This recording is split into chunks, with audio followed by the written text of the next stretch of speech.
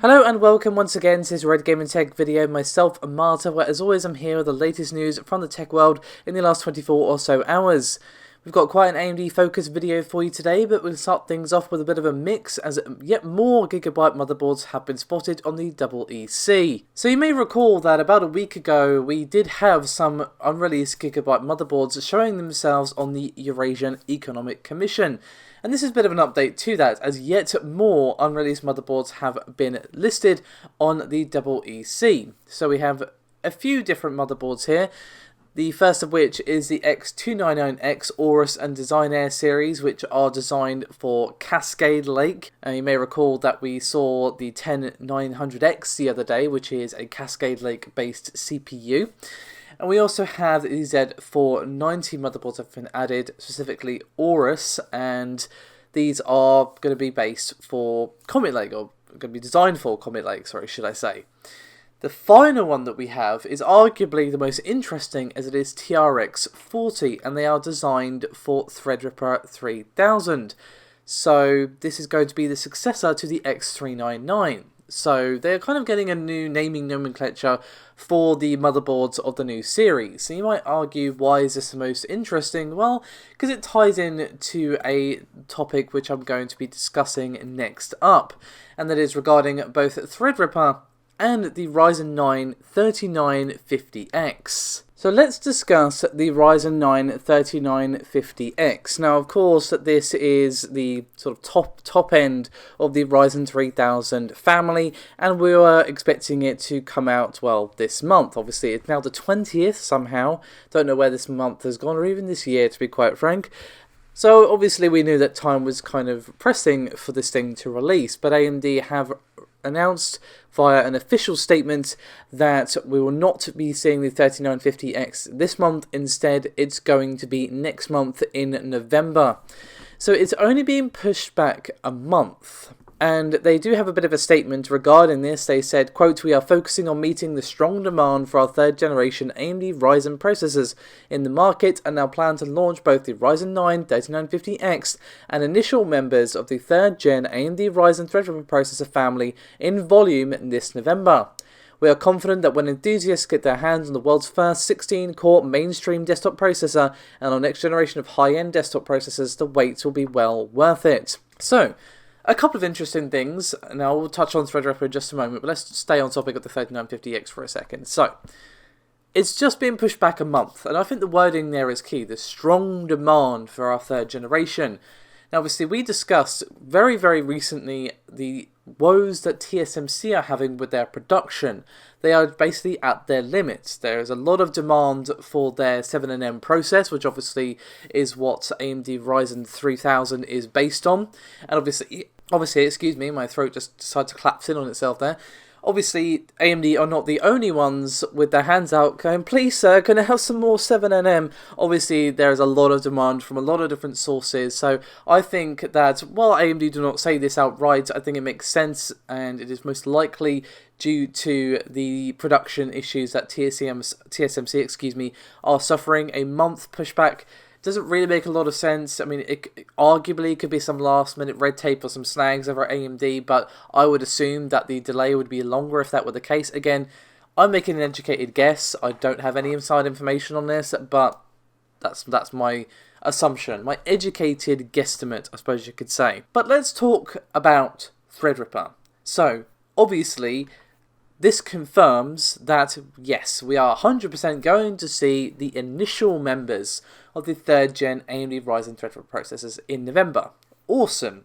So we're going to get the top end 16-core 3950X and Threadripper in the same month. But they've also released a slide to accompany this statement, which I think is very interesting. As you can see, it says, underneath where it says the third generation, it says premiering with 24 cores. So that says to me a couple of things. The most likely thing I think it says is that we're going to be seeing a 24-core part at first. That's going to be what we see at first. Maybe 32-core as well. But it's going to be premiering with 24 cores. So even if they release the whole sort of SKU lineup, 24-core is first, because that's what premiere means. But we're undoubtedly going to be seeing 32. Now let's think back to the countless Threadripper 3000 benchmarks we've done. How many 32 core parts have we seen in those benchmarks? I genuinely don't remember. There's been a lot, let's just put it that way. So obviously, while that's not a confirmation, it's silicon, they could put it in the bin for all we know, they could decide to wear it as a fancy hat, but in all seriousness, we pretty much know that it's going to have 32 cores, and obviously the second gen had 32 cores as well, so it would make a lot of sense for third gen not to. Will we go beyond that is the question, and don't really have an answer, unfortunately, but it is interesting that they are premiering with 24 cores. What's really going to be cool though is seeing the 3950X and Threadripper pitted against each other. Now obviously Threadripper is very high end, it's more HEDT than anything for gaming, but that didn't stop people from testing out Threadripper 2000 and the first gen for gaming, just because why not?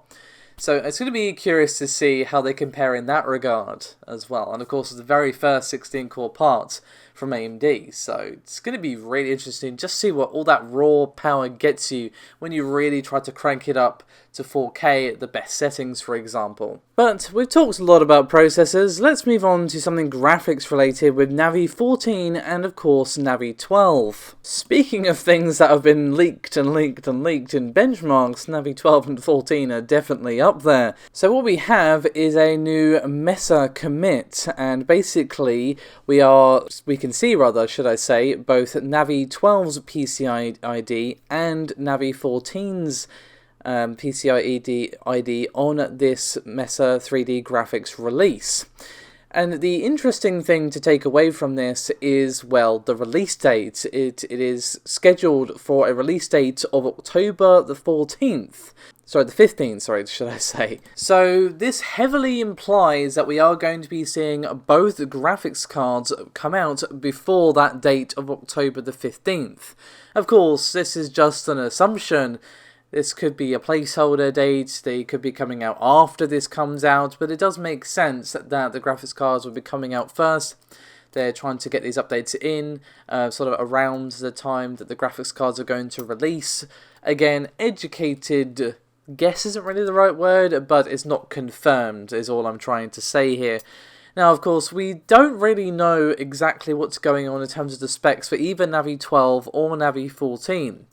So, of course, we know a fair bit about what to expect performance-wise for the countless benchmarks that have leaked over the last few months. I mean, every other day I feel like I'm saying the words Navi.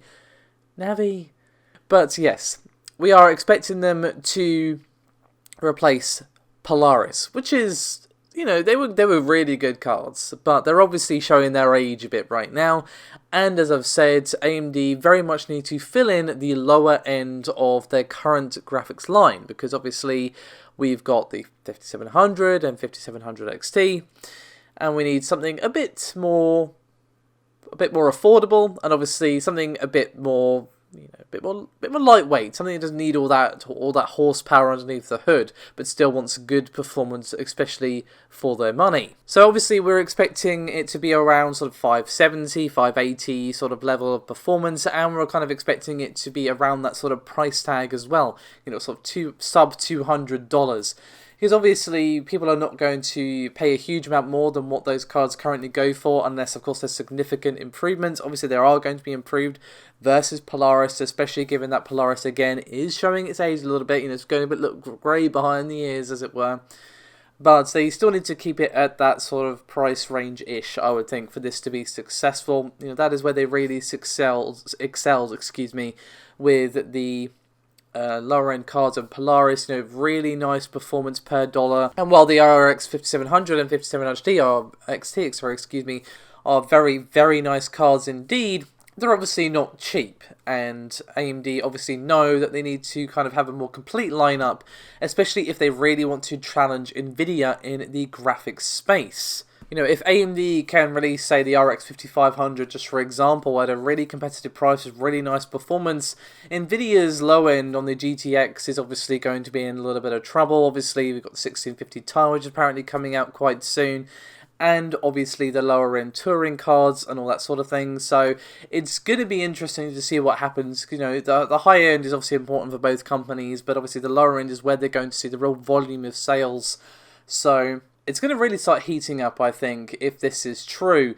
So if this is accurate, we can probably expect to learn the specs of these cards probably quite soon, especially given that AMD is going to generate a little bit of hype and so on and so forth, and this will only leave it about a month or so until these cards come out, if this is accurate. So, let me know your thoughts on everything I've discussed here, guys. I want to know, would you be interested in buying an Navi 12 or 14 card? Are you going to stick to the higher end, or is your current GPU still doing you fine, recently upgraded? Let me know, I'm curious. I'm good with my graphics card, personally speaking. But this could be the new sort of go-to recommendation for someone trying to build a new PC on the cheap.